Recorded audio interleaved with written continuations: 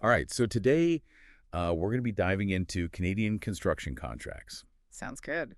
Specifically, we're going to be looking at how those contracts lay out the role of a consultant, Yeah.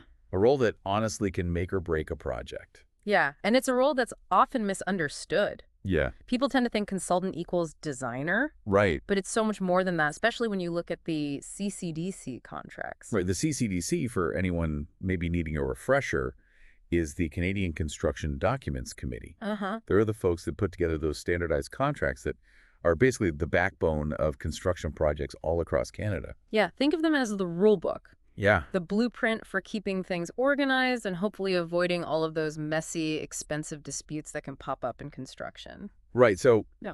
if you're involved in a construction project in Canada, Yeah. you need to understand these contracts. Yeah. Like, you need to know who is responsible for what, For sure. and how does that play into whether the project succeeds or, goes down in flames. Absolutely. And that's what we're doing today, focusing on that consultant role. Okay. As defined by these really crucial CCDC contracts, we'll be touching on some of the most common ones. Yeah.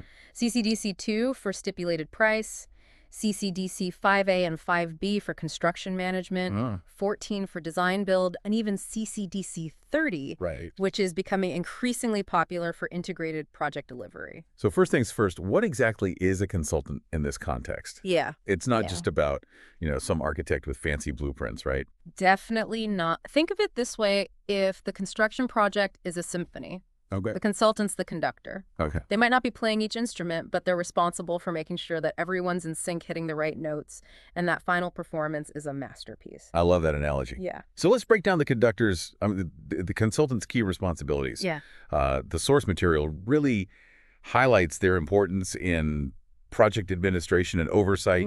They're the ones keeping everything on track. Absolutely. They're reviewing work monitoring progress, making sure the contractor's methods are up to snuff. Right. They're basically the eyes and ears on the ground, Yeah. ensuring things are moving along as planned. And they're not just passively observing. No. They're knee-deep in the nitty-gritty, Oh, yeah. reviewing shop drawings, doing on-site inspections, even verifying those progress claims from the contractor before any money changes hands. Right. And all of that feeds into their next big responsibility, quality assurance and control. Oh, yeah. This is where the consultant acts as the owner's advocate, protecting their investment by making sure that the quality is top-notch. Yeah. Before a single dollar is paid out, they're checking everything against the original design plans, making sure safety standards are being met.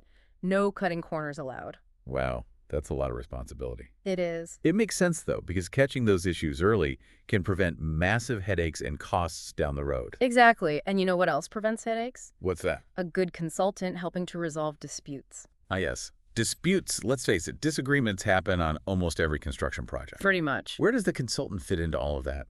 Think of them as the mediators. Okay. The peacemakers, they have that deep understanding of the contract documents, Right. which can be incredibly complex. Yeah. And they can act as a neutral party if the owner and the contractor are butting heads. So they try to find a solution that works for everyone before things escalate into like a full-blown legal battle? Exactly. And, this whole process of dispute resolution is actually laid out in detail in several CCDC contracts, Okay. like CCDC 2, 5B, and 30. Right. There's even CCDC 40, which focuses solely on dispute resolution procedures. Wow, that's so interesting. Yeah. So they're preventing problems and smoothing things over? Yep.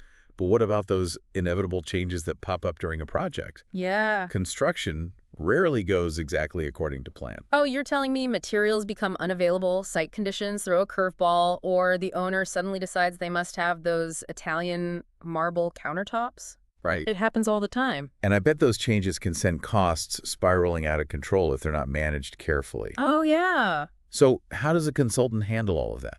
That's where change orders and change directives come in. Okay. And guess who's at the helm? The consultant. Oh, wow.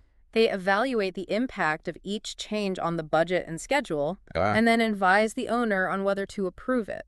So it's not just a rubber stamp. No. They're carefully considering every angle. Exactly. And perhaps even more importantly, they're making sure that every change is meticulously documented and communicated to all parties involved. Right. This protects both the owner and the contractor from nasty surprises and potential disputes down the road. Speaking of documentation, let's talk about money.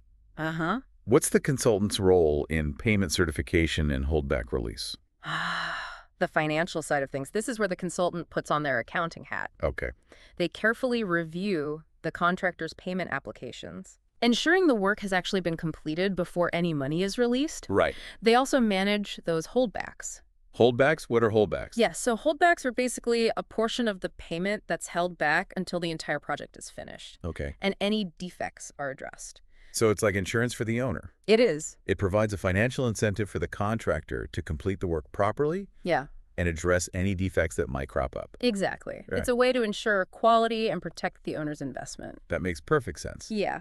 So it's all about checks and balances, making sure the contractor gets paid fairly for their work, Right. but also protecting the owner's financial interest. Exactly. The consultant acts as the impartial referee, Yeah. ensuring everyone's treated fairly, Uh-huh. and the project stays financially sound.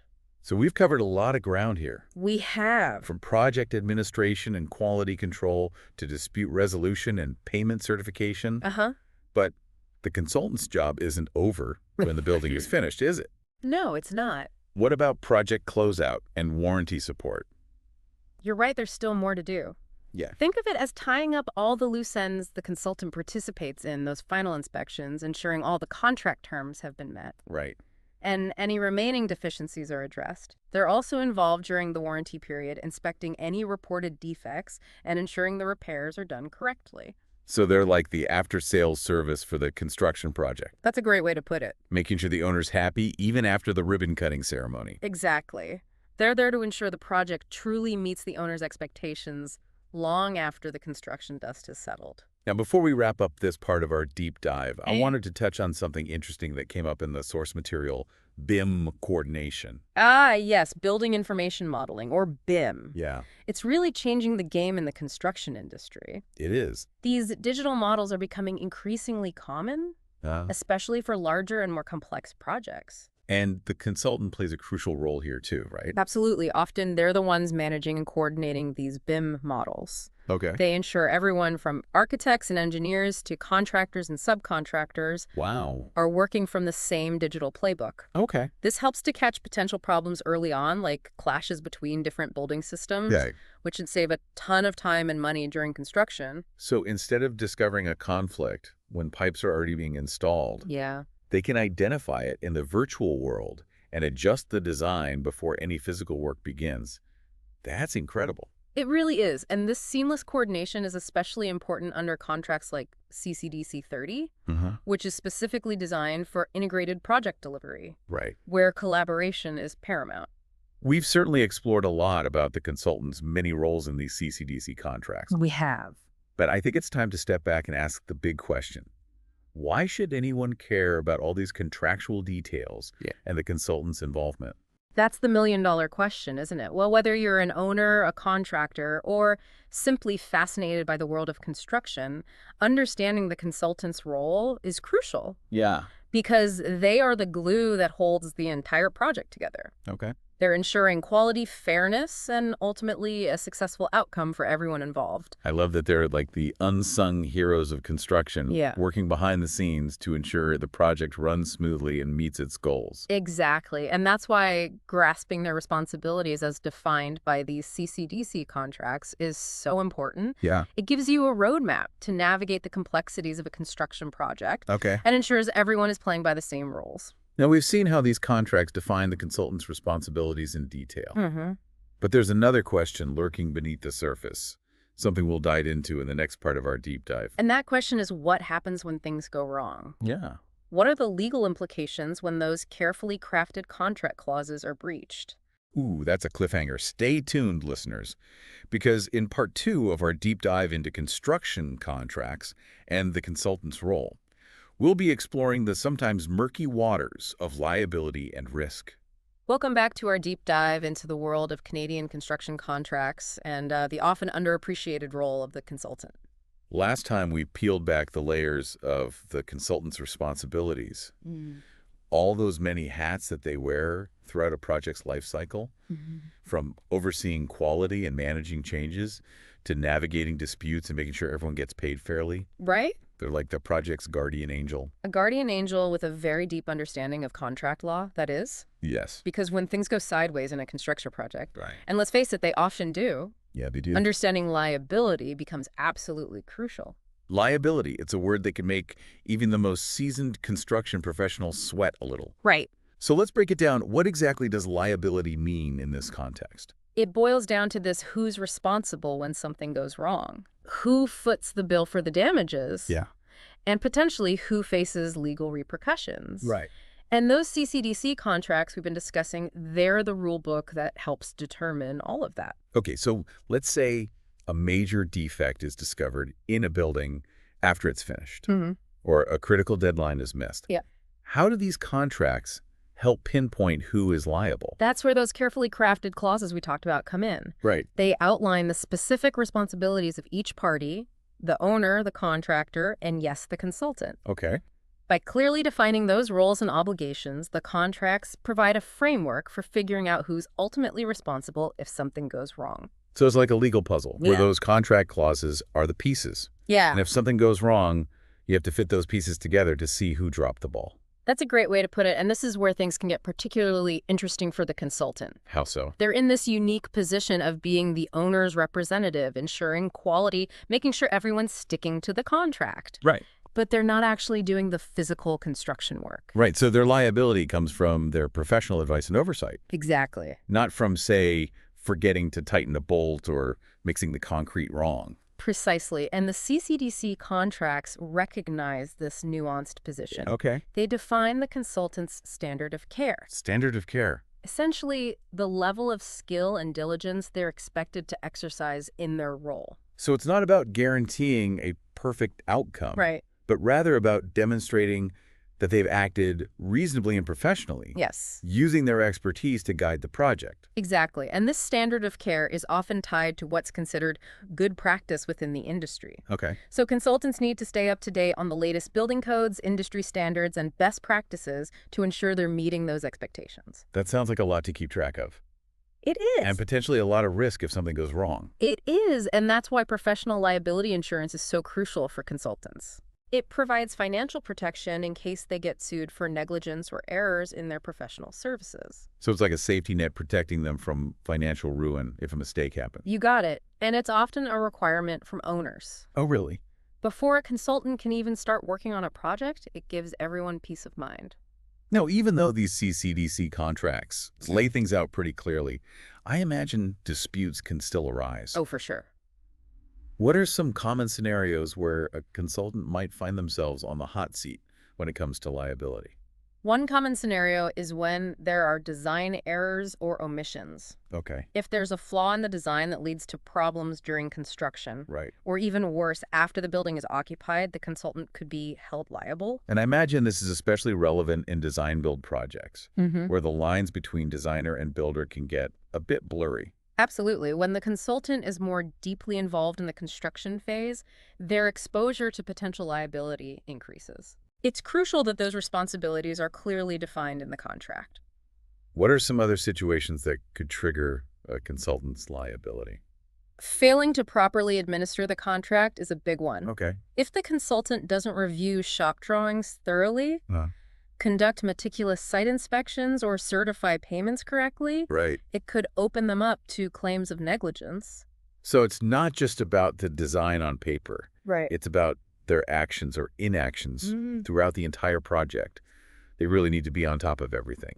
They need to be diligent in fulfilling those contractually defined responsibilities we talked about in the last part of our deep dive. Right. Remember, they're the ones responsible for making sure the project stays on track and complies with the contract. Now, what about those inevitable changes we talked about earlier? Yeah. Could those impact the consultant's liability as well? Absolutely. If a consultant doesn't properly evaluate the impact of a change order, for example, how it affects the structural integrity of the building, or the overall budget and schedule, Yeah. they could be held responsible for any negative consequences. So it's about due diligence, not just rubber stamping a change, but carefully considering all the potential ramifications. Right, and documentation is key here. Yeah. Every change order needs to be meticulously documented, everyone needs to sign off, and everyone needs to be kept in the loop. Okay. This is essential for protecting everyone involved, including the consultant. It sounds like navigating these potential liability pitfalls is a big part of the consultant's job. It is, but remember, those CCDC contracts, while sometimes complex, are ultimately there to protect everyone, including the consultant. Okay. By understanding their contractual obligations, staying up to date on industry standards, Yeah. and maintaining clear communication with all parties, consultants can significantly reduce their risk of getting caught in a liability nightmare. So it's about being proactive, anticipating potential problems, addressing them head on, and making sure everyone's on the same page. Exactly, and having a good lawyer who specializes in construction law is never a bad idea either. Sound advice. Now, so far we've focused on the potential negative consequences for consultants. But let's flip the script for a moment. Okay. Are there situations where a consultant might have grounds to pursue legal action themselves? Oh, absolutely. Really? While they're often seen as the ones being held liable, consultants also have rights under those CCDC contracts.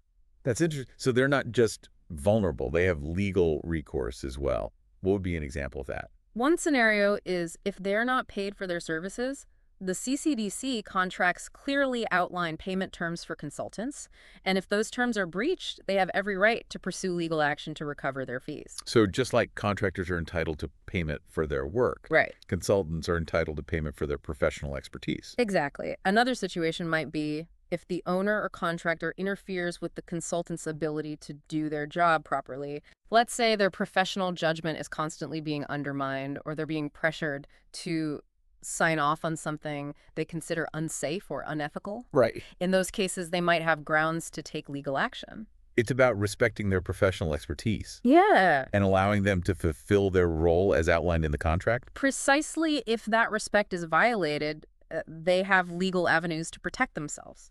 These CCDC contracts really create a complex web of rights and responsibilities. They do. A delicate balance between all the parties involved. And while they're designed to prevent disputes, construction is inherently complex with many moving parts and different personalities. Yeah. Disagreements are bound to happen. So when those disagreements can't be resolved through friendly discussions or mediation, what are the options? Yeah. What does the legal battleground look like? Well, in Canada, construction disputes are often resolved through arbitration or litigation. Okay. Can you break down the difference between those two approaches? Sure. Arbitration is generally a more private and less formal process. The parties involved agree to have a neutral third party, the arbitrator, hear the dispute and make a binding decision. Okay. It's often seen as a faster and less expensive alternative to going to court. So it's like having a wise judge outside of the traditional courtroom, Exactly. helping everyone reach a resolution. And the CCDC contracts actually have provisions for this, They do. outlining the process for dispute resolution through arbitration Okay. and the arbitrator's authority. What about litigation? When does that come into play? Litigation is the more formal route, taking the dispute to an actual court of law. Right. It's a public process, meaning all the details of the case become part of the public record, Yeah. and the judge's decision can set a legal precedent for future cases. So it's a bigger deal with potentially higher stakes and more far-reaching consequences. You got it. And it can be a lengthy and expensive process, which is why many parties involved in construction disputes try to explore other options like mediation or arbitration Really? before resorting to litigation. So whether it's through amicable negotiation, arbitration, or the more formal route of litigation, Yeah. resolving disputes effectively is absolutely crucial in the construction industry. Absolutely. And the key takeaway here is that those CCDC contracts, while not a magic bullet, provide a framework for addressing these inevitable issues and navigating the complexities of liability and risk. They're like a roadmap, helping everyone understand their rights and responsibilities, Exactly. and providing a path to resolution when disagreements occur. Exactly. And for consultants, understanding those contractual nuances is essential for protecting themselves and ensuring they're fairly compensated for their vital role in bringing those construction projects to life. Now, we've uncovered a lot about the legal aspects of the consultant's role, liability risk, and even how disputes are resolved. But there's another layer to this role that I think is equally important, maybe even more so. I think I know where you're going with this. It's not just about following the letter of the law. It's about doing what's right. It's about the ethical considerations that consultants face every day. That's a crucial point, and it's something we'll explore in the final part of our deep dive. We'll be delving into those gray areas where the law might not provide clear-cut answers. We'll examine how a consultant's decisions impact not just the project's success, but their own professional reputation and the trust that's so vital in the construction industry. Stay tuned, listeners, for the final part of our deep dive.